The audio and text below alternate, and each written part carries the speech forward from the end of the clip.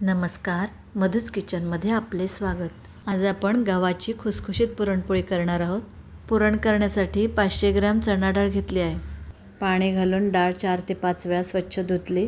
डाळ स्वच्छ झाली, पाणी घालून 15 मिनिटांसाठी भिजत ठेवते। 3 वाटी गव्हाचं पीठ चाळून घ्या, त्यामध्ये मीठ टाकते। पाणी टाकून चपातीच्या कणकेपेक्षा जरा सैलसर पीठ मळून घ्या।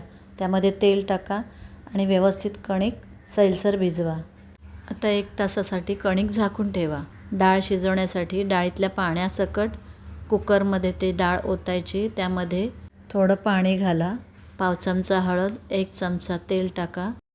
कुकरचं झाकण लावून मोठ्या आचेवर 4 शिट्या करून डाळ शिजवून घ्या। तोंडात विरघळणारी अप्रतिम अशी रवा पुरणपोळीची रेसिपीची लिंक मी डिस्क्रिप्शनमध्ये दिली आहे, तुम्ही नक्की ट्राय करा।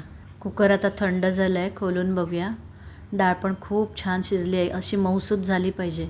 सर्व डाळ चाळणीवर ओतून डाळीतील पाणी काढून घ्या। डाळीतील या पाण्याला एळवणी असे म्हणतात। त्यामध्ये थोडीशी शिजलेली डाळ टाकते।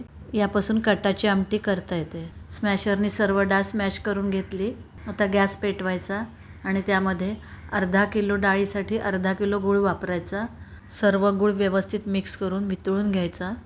हे बघा, छानपैकी असं घट्ट असं पुरण तयार होतं आहे। यामध्ये 1 चमचा तूप टाकते, अर्धा चमचा सुंठ पावडर आणि 1 चमचा वेलची जायफळ पूड टाकते। आता हे सगळं व्यवस्थित मिक्स केलं आहे। पुरण पण एकदम छान घट्ट झालं आहे। चमचा उभा करून बघते, चमचा पडला नाही म्हणजे आपलं परफेक्ट पुरण तयार झालं आहे। गरम असतानाच ते पुरण यंत्रातून किंवा पुरणाच्या चाळणीतून ते गाळून घ्यायचं। छान असा घट्ट गोळा तयार होतो आहे, म्हणजे छान झालेलं आहे पुरण। तर आता सर्व पुरण मी गाळून घेते। पुरण तयार आहे, थंड झालं आहे। आता त्याचे गोळे करते। पुरण थंड झाल्यावरच पुरणपोळी करायला घ्यायची। पिठाची कणिक आहे तीसुद्धा पुन्हा एकदा अशी मस्त मऊसूत करून घ्यायची आणि त्यानंतर कणकेच्या गोळ्याला पीठ लावून अशी पारी तयार करून घ्यायची आणि त्यामध्येही पुरणाचा असा गोळा भरायचा। पुरणाचा गोळा हा कणकेच्या पिठापेक्षा जास्त असावा।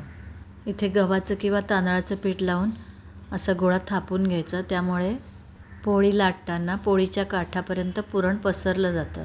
हे बघा, पुरण पण सर्व बाजूनी सारखे पसरले। तवा तापून घेतला, गॅस मध्यम आचेवर ठेवून दोन्ही बाजूंनी पोळी शेकवून घ्या आणि पुरणपोळीवर दोन्ही बाजूंनी तूप सोडा। अशी ही गव्हाची पौष्टिक खुसखुशीत पुरणपोळी नक्की करून बघा। चला मग, नवीन शिकणाऱ्यांसाठी हा पुरणपोळीचा व्हिडिओ नक्की उपयोगी पडेल। रेसिपी व्हिडिओला लाईक करा, शेअर करा।